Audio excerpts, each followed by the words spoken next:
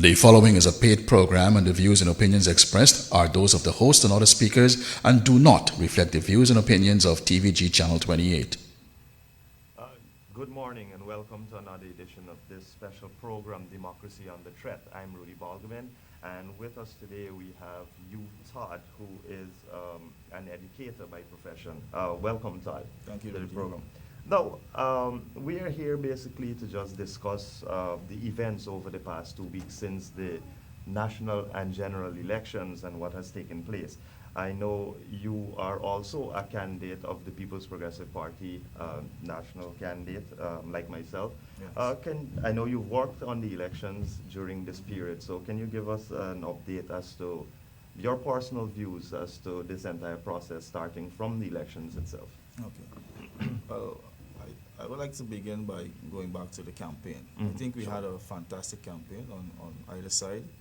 I think we were allowed to meet with people and to present our manifestos without any major hiccups. Here and there we had a few protests, but nothing to I know the you were the extent subject of one of those at Linden. I saw the clip. I must say yes. you stood very strong. Well, I had a against message and a mission, so I had to fulfill that mission.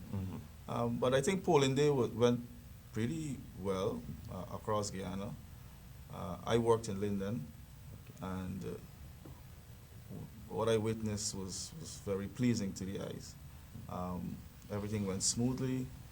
Persons were well attended to by GCOM staff, and I must commend GCOM for playing such a very vital and effective role in running a very smooth election. Polling day, I think, was exceptional.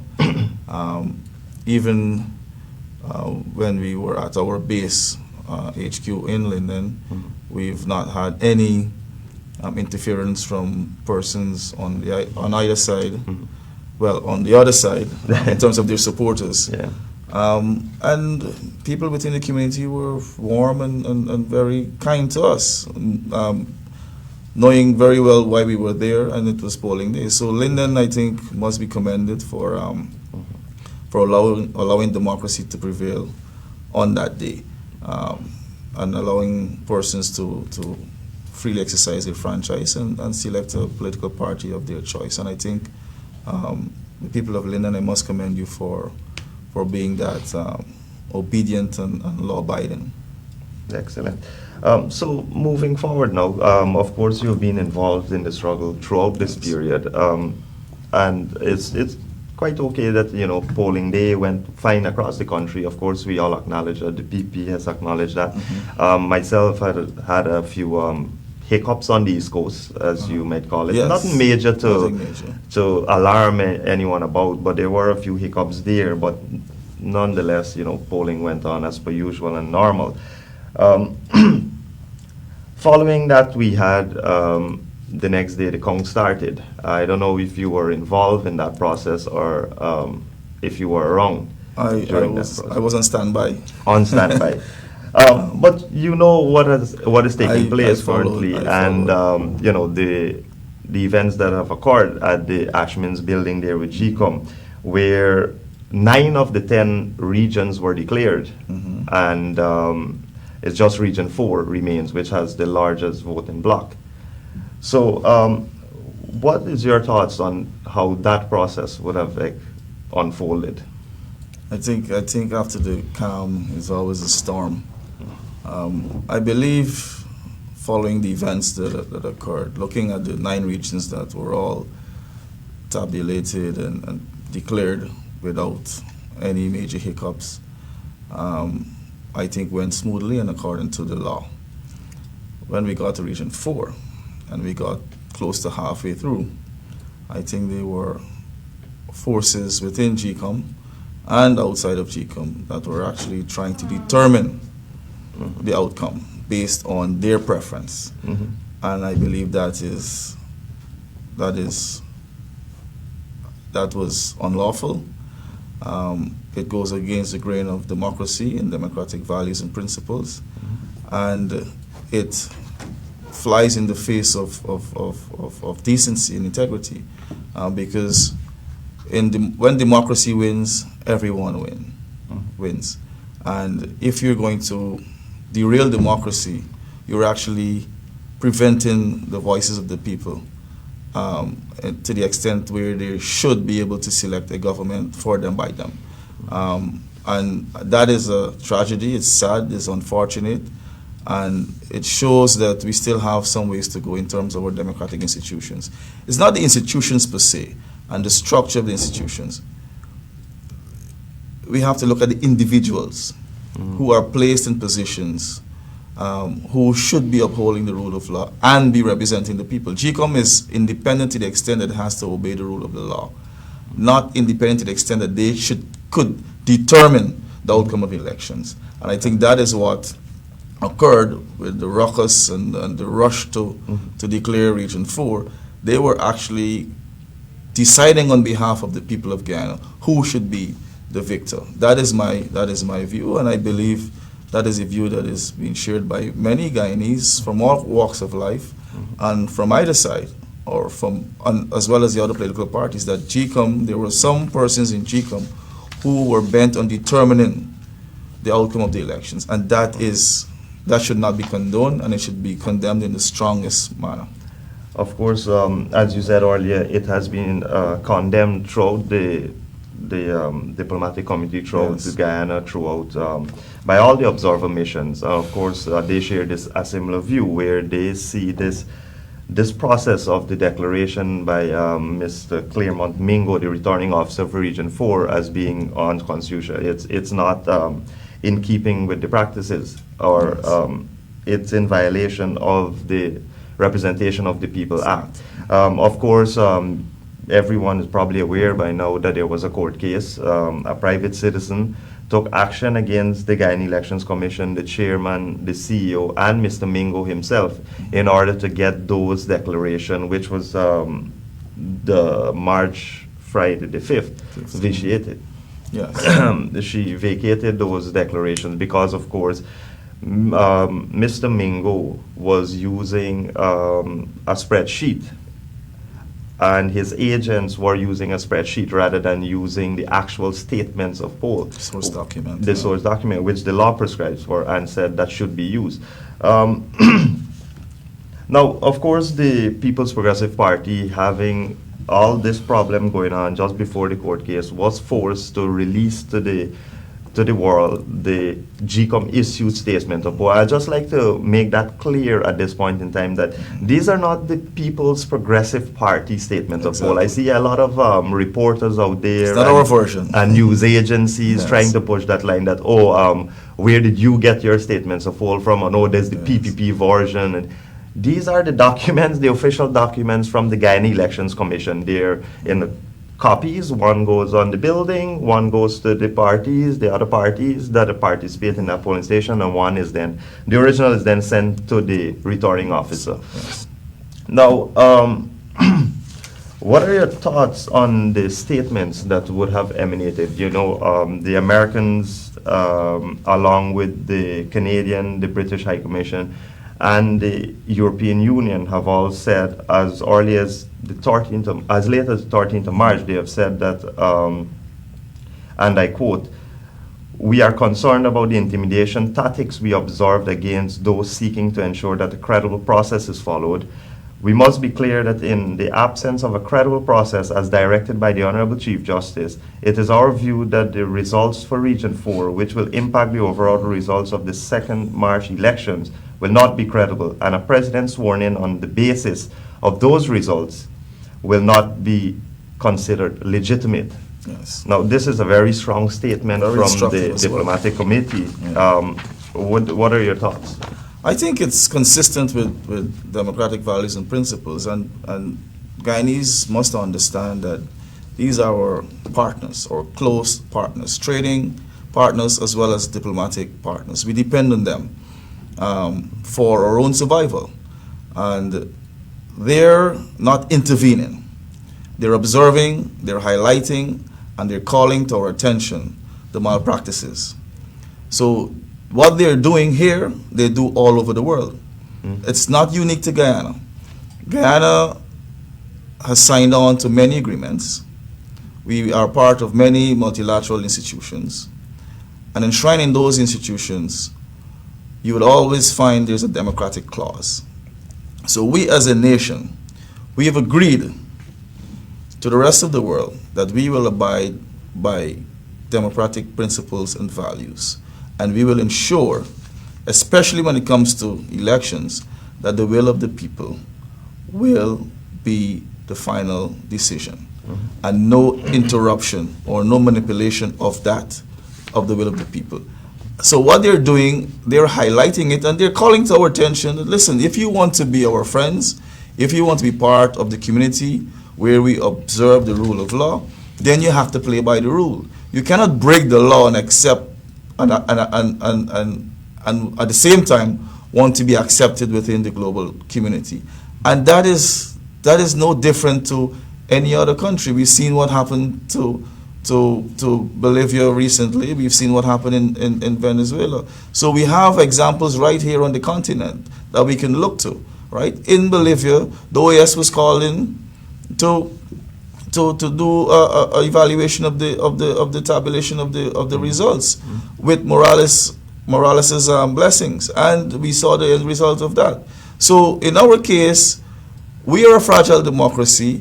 We cannot think for 1 second that we can do it alone without getting attention from our traditional and our other important partners, because we are still fragile, we're still maturing, and we see now that having external observers here is very important because we need that help. So the whole rhetoric about interference and they should mind their own business, that is not interference. Interference is what is happening in GCOM. Interference is what is going on with the statement of polls and the declaration, the false declaration or the unlawful declaration by the returning officer, Mr. Mingo. That is interference. Interference is Val Lawrence's signature being placed, affixed to the declaration for Region 4. That is interference. So if the people of Ghana wants to need to look, or I should say they do not need to look further. Interference is right here at home, right there in GCOM, and no one in the PNC or within GCOM has come out to explain why Val Lawrence's signature is on that declaration form, when we have all of the other 9 declaration forms with only the returning officer's signature. Explain to us why. That is interference. So supporters of the APNU FC, if you want to understand what interference means, look to what has unfolded in GCOM after the disruption of the results, when we protested because we recognized that they were not abiding by the source document, which is the statements of poll. So you cannot jump from that and go to the international observers, because they are here to look after our interests. They're not our enemies, they're our friends. Our enemy is within. They are in GCOM, and those are the persons or person that would need to be held accountable. Definitely. Now, it's interesting that you mentioned that, because we know what would have unfolded where we had the Minister of Foreign Affairs, well, not sure whether she's still a minister, or former minister, we should say. Candidate. Karen Cummins, the candidate for the APNUFC, went in to the GCOM Ashman building. She held a meeting with all the international observers and probably the local observers, and told them that they're overstepping and that she would withdraw their accreditation. Of course, the OAS, the Carter Center, the Commonwealth, and all of these huge international organizations that would have observed elections throughout the world over the years, they were appalled that the former minister would come and do something like this. And all they were doing, as you rightfully pointed out, is trying to further the democratic process and get it completed. In fact, the OAS, when they withdrew, they stated that, and I quote, "Given the circumstances cited above, the OAS electoral mission regrets that it has no option but to withdraw from Guyana. The Chief of Mission will prepare his report for submission to the Secretary General." They also stated above that, however, the process employed by the returning officer for Region 4 is, and I quote, "not transparent, and based on the numbers that have emanated since the process was first disrupted, is unlikely to produce a result that is credible and able to command the public confidence. Now, this is just an organization that have done this over and over and over. For probably hundreds of years, they would have observed elections. These people are well trained, they know what they're talking about. I'm happy that you mentioned that they've been around for centuries. Actually, that is the OAS is the oldest regional institution in the world. They've been around since 1889, I believe, right? And if you look at the OAS, one of the key pillars is that of promoting democracy. And people in Guyana who may not know the OAS well, it is a regional institution that promotes good governance, peace and stability within the region itself. So we have going as far as Canada all the way down to Argentina. That is important for regional stability. And regional stability should be maintained because it helps in promoting economic advancement. If you have a breakdown in stability within the region, we can have major development constraints. And going back to candidate comments, I think what she's doing, she's playing into what the ideology of the People's National Congress, where they believe in putting political power above the rule of law to determine an outcome that is suitable and satisfactory for them, without giving any regards to the broader picture. So right now they've pigeonholed themselves and their tunnel vision. They're only focusing on holding on to power and not the greater good. Democracy is a win for everyone. There will always be an opposition, there will always be an incumbent. But that is how societies evolve and that is how we mature as a people and as a nation. And the political parties must act responsibly. And their actions, distasteful, nasty, and should be condemned in the strongest manner, because what they're doing to the people of Ghana is that they're telling the people of Ghana, we will determine, right? We will determine your future, having no regard to who you want to be selected as the political party to run, take care of the affairs of this country. And looking at the OAS statement, it's very clear that they are not convinced that what GCOM has produced with Region 4 is not consistent with what has occurred, and they don't believe that that would bear true resemblance as to what the true meaning of, or the true, I should say, represent the factually what the people want. And we have to take heed and we have to look within. And we have to hold our representatives accountable. So the people who supported APNU FC, you have to call your representatives. Tell them to provide the statements of poll. Tell them to ask GCOM to do so as well. Tell them that we need to get to the recount because our lives are on hold currently, right? We want to have the recount started.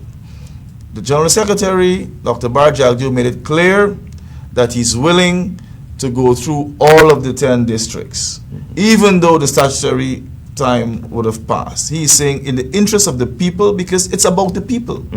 We care about the people of Ghana, and we want the people of Ghana to understand that the process has been fair and transparent. So when whichever party assumes office, people will be comfortable and they will have an interest in participating in the political process.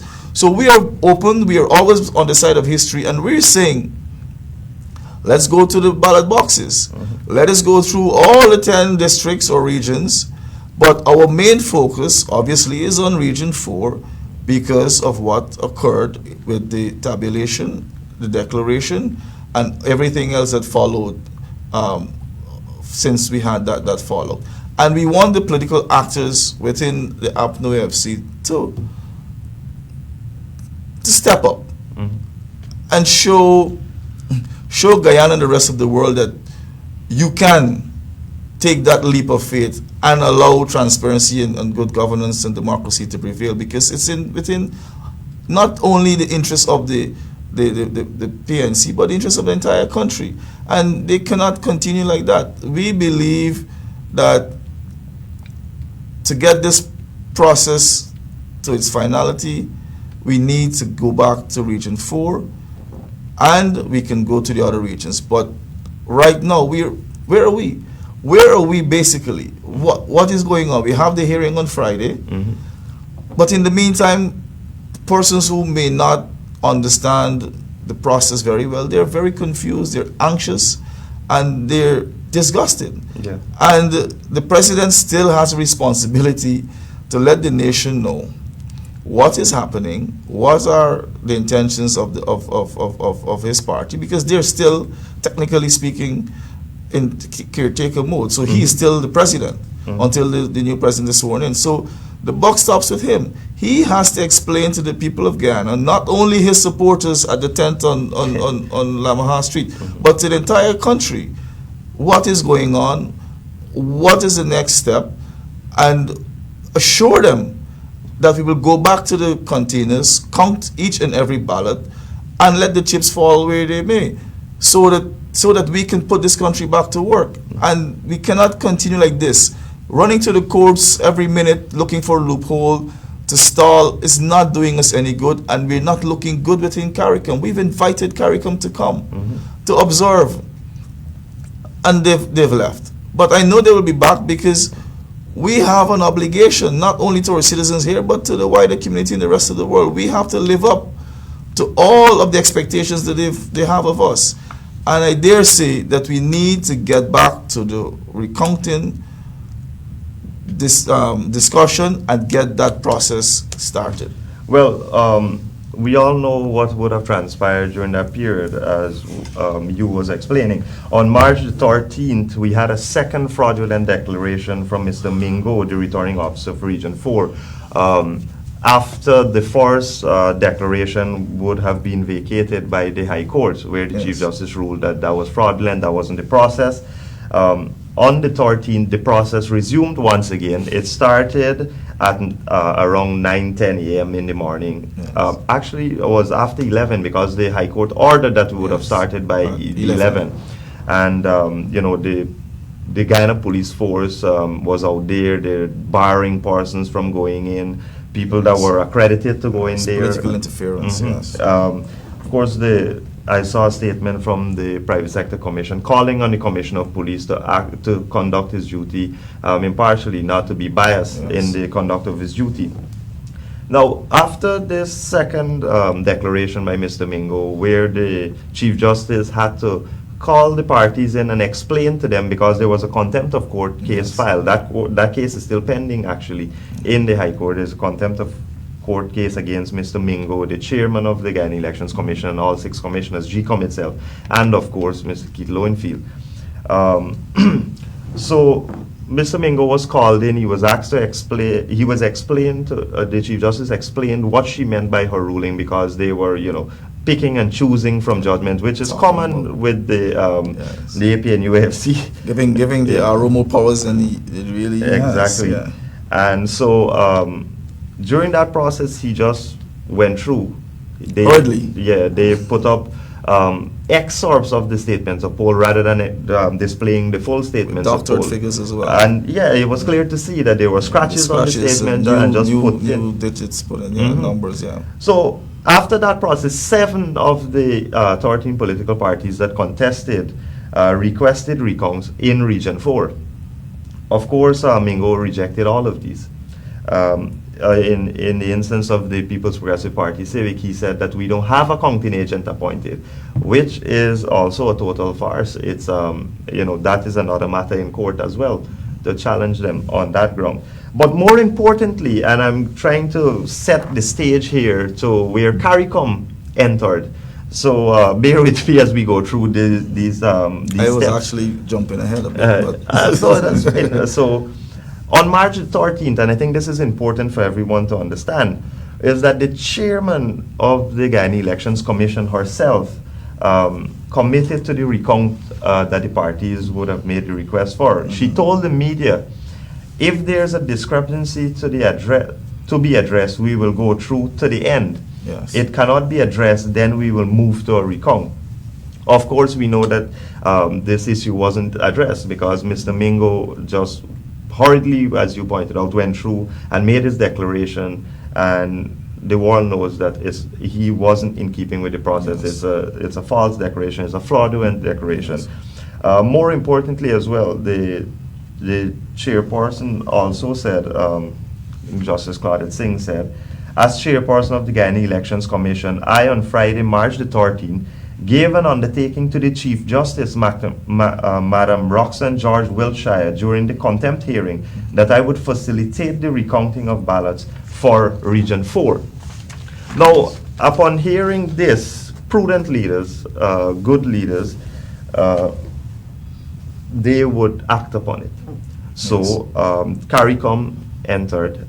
They held high-level meeting with the leader of the opposition, with President David Granger and his team, and they came to an agreement that we would have a recount of all 10 regions, as you pointed out earlier. Now, they drafted what is called an aid memoir, the CARICOM, and the teams agreed to, and I quote, that the high-level team would operate within the framework of the Constitution, the applicable law, the role of GCOM, and the rulings of the court.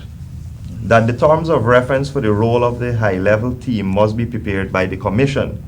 That a total recount of all ballots from all electoral districts in regions 1 to 10 would take place urgently, note urgently, in accordance with the Constitution, the applicable law, and the judgment of the court issued by Chief Justice Roxanne George on Wednesday, the 11th of March 2020, that the high-level team would supervise the recount under the auspices of GCOM and would not engage themselves in the actual counting of ballots.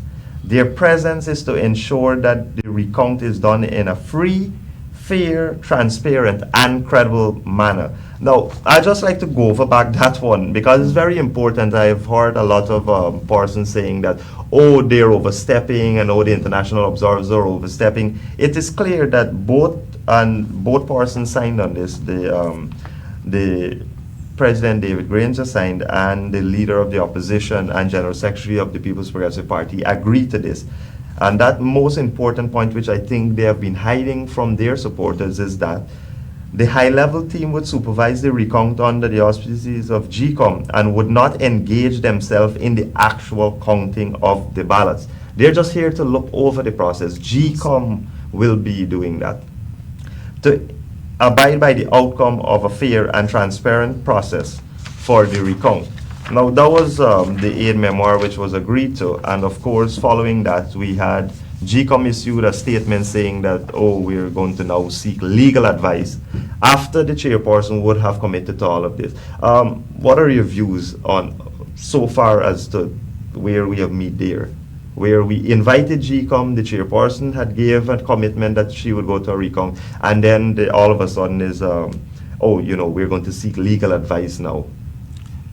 Actually, I'm not surprised because we've seen the president made many commitments previously, and I think when he goes back to his members within the ranks, he comes up with a different excuse or a different position. I am of the strong view that there are elements within GCOM and within the PNC that are working closely together to stymie any process that would lead to a recount where you'll have observers. And in the case of CARICOM here being invited to supervise, I think they don't want that. I think what they've sold to the people is that, listen, GCOM is independent. GCOM alone should take care of any tabulation, any recount, any declaration without any other eyes. So what they're trying to do is to remove anyone else from the process. Once they can achieve that, then they will say to us, let's go do the recount. Having their own people there with an objective to get a result that would favor the APNO AFC. I think that is where they're heading. They don't want the truth to come out because they know once the truth comes out and the votes are tabulated according with the rule of law, we will see the true victor. So I think all of this is just trying to avoid any oversight. And if they can achieve that, which I don't believe they will achieve, because I think our position is very strong, they will have to get to that process. But I believe they will try to stall the process at every stage to ensure they can to be able to frustrate the observers, because they know the observers, they have families, they have other lives, well, other important things to do. This is not the most important objective, right? So given that there's the coronavirus, right, now that we have a global pandemic, so they're playing the system to get everyone else removed and allow only GCOM to take control of the process, so that they continue to manipulate the process. Because you have to remember, Roodi, their main objective is to get the president sworn in based on their declaration. They're fixated on that. Any other process would not provide them with the ability or the opportunity to move that process along. So that is where they're focusing on, and everything else that we have introduced that would allow fairness and transparency, they would try to push it away or push it aside, because they are only focused on getting the declaration made by Mingo used to get through and get the president sworn in. But that is not going to happen. Definitely. They have to remember that the context is different. We're not living in a bipolar global environment anymore. It's very multipolar with many important actors. And we have to understand that in the 21st century, the shenanigans that they're behaving with cannot work. Yeah. They're disconnected. I mean, when you look at this instrument here, we've seen what it done with the Arab Spring. We've seen what it done with exposing societies and political systems across the world. Why do they think that we're exempted from that? We're part of the global environment. We're interconnected, and we have to be a good democracy if we want to survive.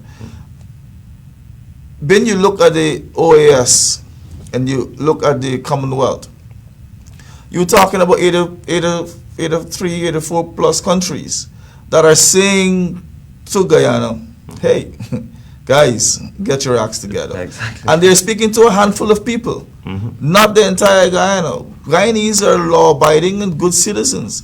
Look, we've had good, Guyanese have been very patient, and they're willing to sit and wait for the process to take the right course.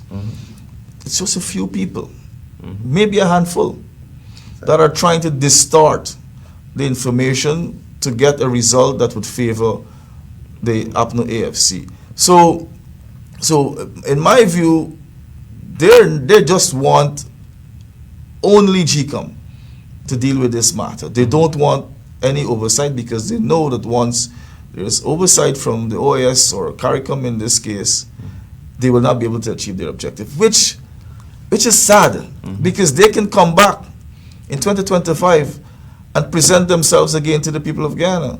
We exited office peacefully in 2015, having lost by just over 4,800 votes. Exactly. Even though we knew that we could have contested it, in the interest of peace and stability, we moved aside and we came back in 2020. That is how democracies mature. Exactly. And they are destroying our democratic institutions. Look at GCOM. Between 1992 and 2015, GCOM has held fantastic elections. In some cases, flawless. Even though the PNC is always kicked up, right? But it's not GCOM. GCOM worked before. Yes. It's a good machinery, but it's the drivers of that machinery. Those are the persons that are culpable. So it's not GCOM. It's a few people in GCOM, who are colluding with a few persons within the administration, who are trying or hell-bent on manufacturing a result that will favor them. And that's exactly where I'm going now with this, that I'm glad you brought that up, is because after GCOM would have said that they are agreeing, they sat with the CARICOM chair, they sat with all the leaders, they gave their assurance that yes, we agree to this recount, GCOM would be in charge of it. Today, CARICOM is just here as an oversight body. They will play no role in the counting of the ballots or anything of that sort. They went and got legal advice, and then their legal advisor within GCOM said that, oh, this thing is unconstitutional. This thing cannot work. That's not how a recount works. Then we have the Chief Parliamentary Council, which the commission then sought advice from him in regards to an order giving effect to the aid memoir, which I would have read from earlier, giving effect to that order, to that aid memoir to get the process moving along. He also said that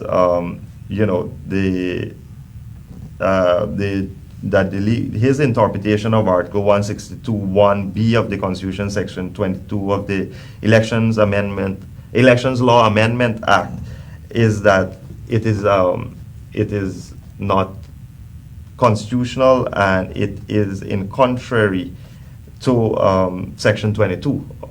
However, I have here with me an opinion by the former Attorney General who said that he disagrees with that opinion. And he said that, he says here, from the inception, I must emphasize that on the evening of the 15th of March 2020, GCOM unanimously agreed to conduct the recount in the presence and with the collaboration of the high-level CARICOM team, beginning with Region 4 first. Now, yes. I've seen all sorts of machinations from the AP and UFC commissioners and members from within the party saying that, oh, we got to start from Region 1 and come all the way down. It was explicitly agreed to by all and sundry that Region 4 would be the subject of the starting point, and then the rest would continue. And of course, the statutory process, as you pointed out earlier, the statutory period for the recount of the other regions would have expired. But in the interest of transparency and moving the process along, the People's Progressive Party has agreed to recount the entire thing, do the entire thing over. Let's go to the box and get it over with. It's more importantly, Mr. Nandlal in his writing said that, and he went on to explain what exactly Articles 162(b) of the Constitution and Section 22 of the Elections Law Amendment Act. And he said, it's worthy to note that both provisions were enacted in the year 2000. Those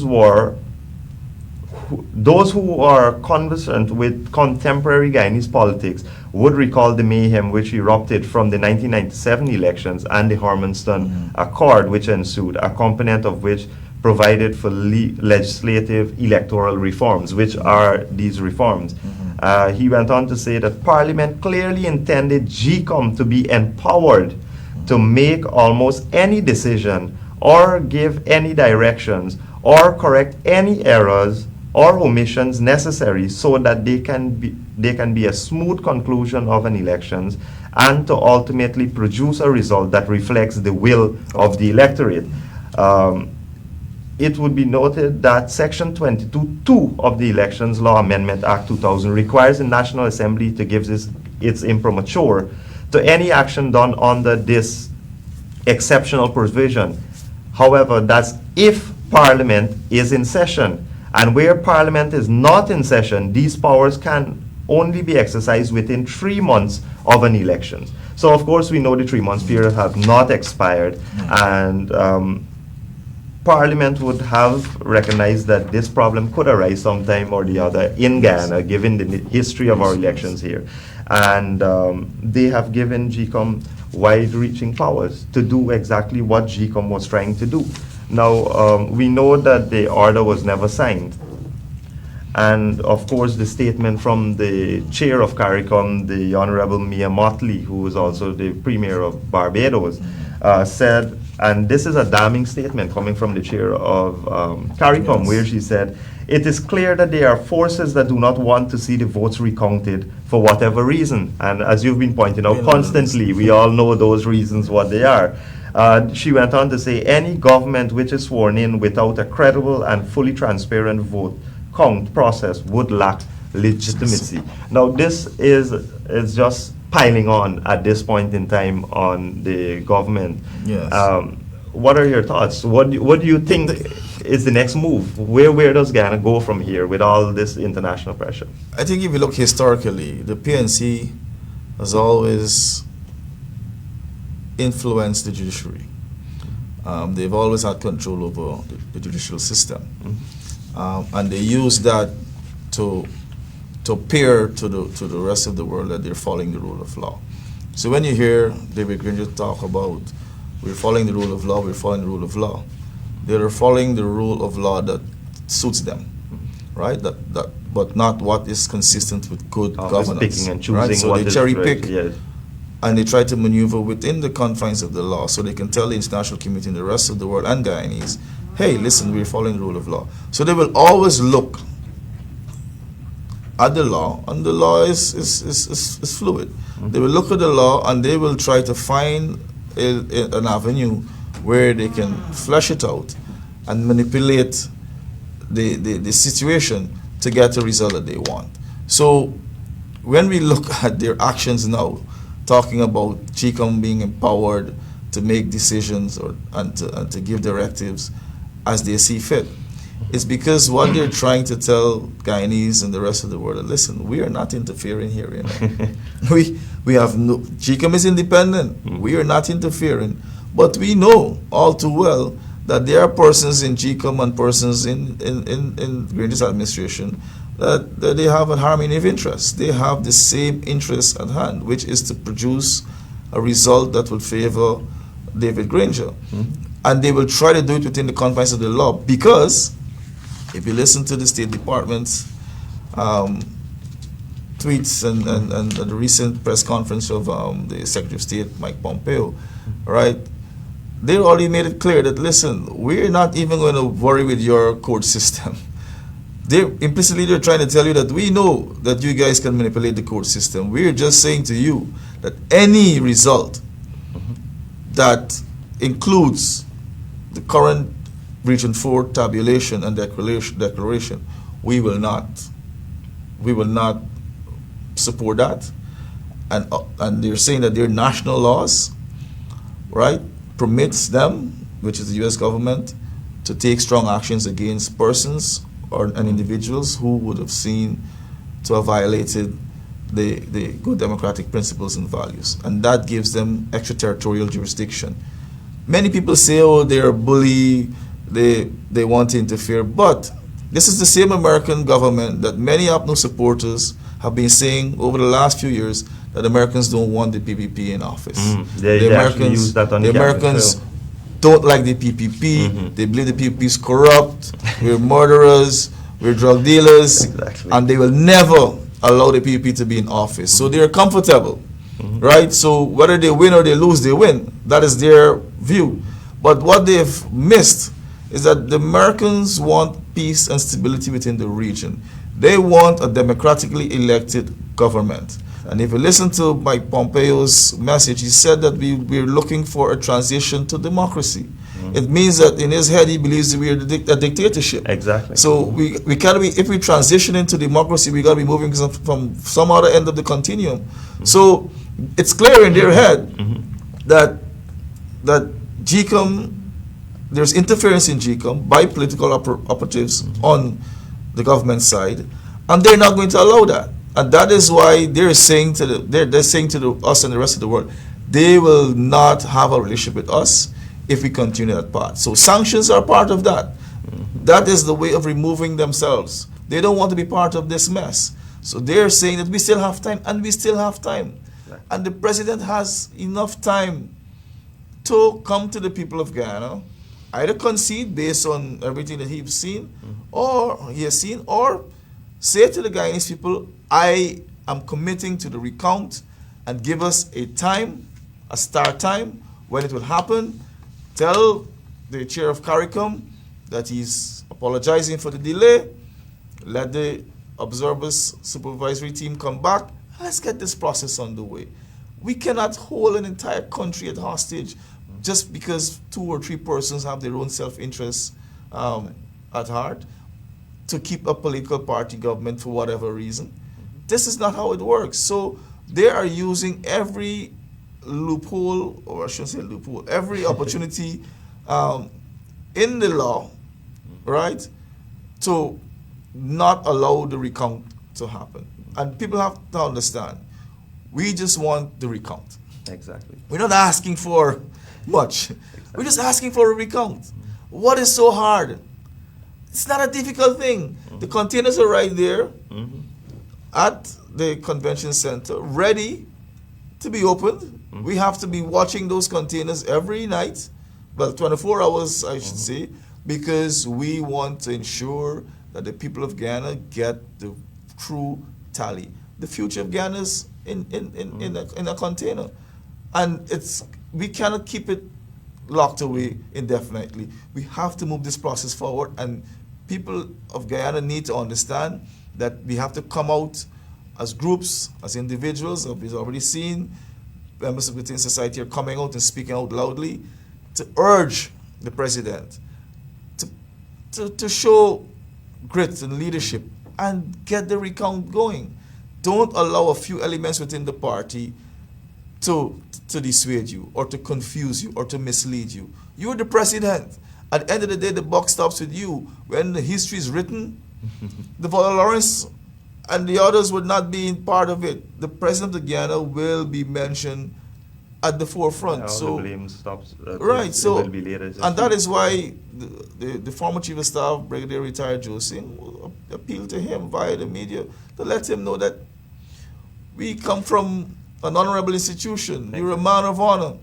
Do the honorable thing, because this is not a good legacy that you will leave behind, not just for yourself, but for the entire family. You don't want to be 10, 15 years from now, you don't want to hear the Granger name. You know? Exactly. So it's not just about an individual or a few individuals, it's about a country. It's about each and every Guyanese citizen who would have exercised their franchise and who deserve to know the true winner based on the practice, on the use of the law to get to that. And it's simple. We go back to the recount because we know that GCOM and the APNO FC, they're not going to produce the SOPs. Right? That ship has sailed. Definitely. We just need to go to the recount, my brothers and sisters. That is all we're asking for. And that is what GCOM and some operatives within the APNO FC are trying to prevent. In fact, you would have mentioned earlier that they were just trying to buy time and have all the observers leave and these groups, these missions thing, and all the while they were feeding to their supporters that, these guys are interfering, they're overstepping. We would have all seen the letter from the Commonwealth Observer Group asking GCOM to see their SOPs to compare with the SOPs in the possession of the PPP. Which is a public document. It's a public document. So, so they can do their comparison to see whether who's lying, because somebody's definitely lying. One side is saying that, we won the elections, but they don't have any documentation to prove it, while the PPC has produced the evidence. So if you're claiming that you won, just please produce the evidence that you have won. What I'm getting at is that the Commonwealth Observer Group also, along with the OAS, have withdrew from Guyana in this process, and they said it is clear and considered view of the group that the tabulation process conducted by the returning officer for Region 4, Mr. Claremont Mingo, were not credible, transparent, and inclusive. So this is just another independent body that made that observation, and they have seen the process. Guyana is we're just hanging currently right now. Roodi, I'm lost for words actually, and I feel it's very unfortunate that we have to be having such a discussion. Exactly. In 2020, having held so many elections, and GCON performed exceptionally, and now we're having a discussion that is painful, but it's necessary, because we thought that we have achieved electoral democracy, and we just need to move forward now by strengthening our institutions. But what the APNO FC has done to this country over the last 4 to 5 years it's going to take us 10 years to rebuild the institutions and the structures, and to rebuild the confidence of the society, not just the ordinary citizen, but the business community and our international and regional partners, and also the diaspora. Because when people look at Guyana, they're not just seeing the PNC and the few operatives who are creating this havoc. They're seeing Guyanese in general as responsible for all of that is going on.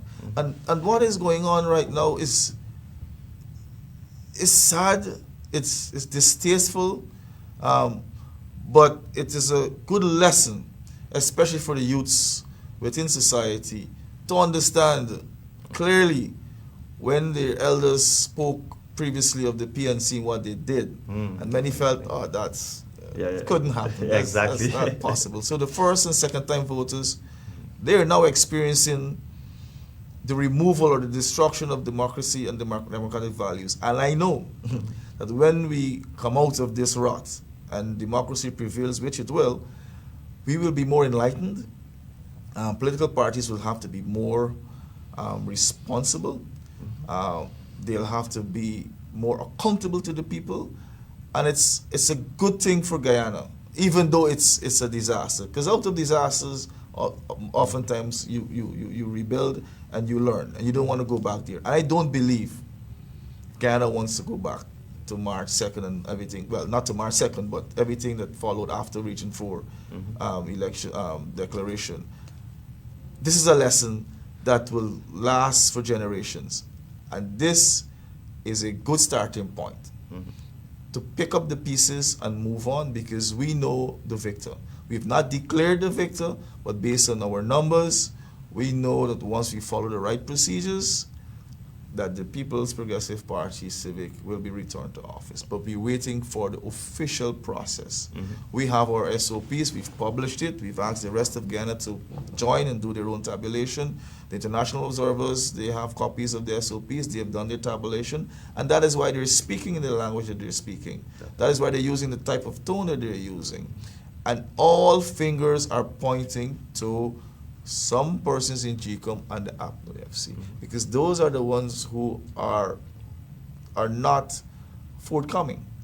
Everyone else is. All of the small parties, along with the People's Progressive Party Civic, we held a joint press conference, right? And some of the smaller parties have already mentioned that based on their numbers as well, it seems highly likely that the People's Progressive Party will be returned to office. So this is not hidden. It is clear, regionally, globally, and at home. And many of their supporters, they are also saying to themselves, I've seen a lot of statements on Facebook their very close supporters. They're saying ashamed. that, every right-thinking Guyanese currently is ashamed of what's going on. Just to give the viewers an update as to where we are currently, I mean, we've discussed a lot here this morning. But in terms of the process, everything has been stalled currently. Yes. There is a court case, and I saw the president saying, that a private citizen went to court. No, it's not a private citizen. It's a candidate, a former candidate on the list for the local government 2018 election. It's a member of the PNC. She is also the liaison officer for Karen Cummins at the Ministry of Foreign Affairs. It's not a private citizen. They're clear affiliations, who she is, and her. They're clear lines that she is a PNC member. She was a former chairman for the Pleasance Bet Hope NDC. She doesn't want the recount to happen. Yeah, she doesn't want the recount. So as a result of that, the CARICOM team had to withdraw. But don't worry about that. We are going to court on Friday, as you keep pointing out. On Friday, 9 a.m., we'll be there in court. We are also asking to join as an interested party, like the no confidence motion cases, and we will get these injunctions discharged because they're undemocratic. They're not in the interest of the Chief Justice already made a ruling. So they go back on our own ruling. We just need to follow the process. Exactly. So before we go, is there any final thing you would like to say before we wrap this program up? Really, this matter is so straightforward. It's just a few persons who are bent on derailing the process. I would say to the people of Ghana that when democracy prevails, everyone wins. And we live in a global environment where we have to adhere to good democratic principles and values. This is not a PPP thing. This is not a PNC thing. This is about our survival. It is the first hurdle that you have to cross to be able to connect, interact, and to be a player in the global environment. So if we don't get past this stage, we're going to suffer severe consequences. And the people who will feel it the most will be the ordinary citizen. The ordinary citizen who would have gone and took time out to stand in line patiently and to exercise their franchise for a government of their choice. That is all it is. This is about allowing the will of the people to be heard accurately. So this is not a PNC thing, this is not a PPP thing. This is a national issue. And we as Guyanese, regardless of your race, religion, color, creed, class, political affiliation, we need to come together as one and get past this hurdle, because this depends on our future is riding on this. How well we integrate and move this country forward is dependent on the success of this process. And I know that most Guyanese want to see democracy returned, restored, so that we can move on with our lives. Okay. In closing, I'd like to say that I share the same sentiments with you, that in the interests of the nation, we should just come together, get this process started, concluded, and done with. Before we go, I'd just like to say to those viewers out there, don't despair. I know this is a very frustrating period. It's a very long, tiring election period. We're still in it. It hasn't concluded as yet, but be patient, be strong, and we will be successful. The People's Progressive Party will be successful. We're going to court on Friday. We will get those injunctions dismissed, and we will have this process come to a conclusion. To the supporters of the party and to the members of the party who has been working tirelessly since before March 2nd, 2020, actually, I'd just like to say thank you for your service. Thank you for everything that you've been doing. It's no longer about party and which party you're from. This is about the struggle for democracy. Yes. Our democracy is under threat, as the name of this program suggests. Our democracy is under threat. There are a few in Ghana that wants our freedoms to be taken away and our rights to be taken away, and we will not allow that. You're not fighting for just a political party anymore. You're fighting for your own rights and freedom. So those out there who wants to play a role, you can also play a role in moving this process. You can write letters in the newspaper, you can put it out on your Facebook page, calling on the government, calling on those actors that are trying to detract from or derail the process. Yes. Calling on them to be reasonable and to move this process forward. With that, I'd just like to say thank you guys for joining us, and we'll see you next time. Thank you. That was a paid program, and the views and opinions expressed were those of the host and other speakers and do not reflect the views and opinions of TVG Channel 28. That was a paid program, and the views and opinions expressed were those of the host and other speakers and do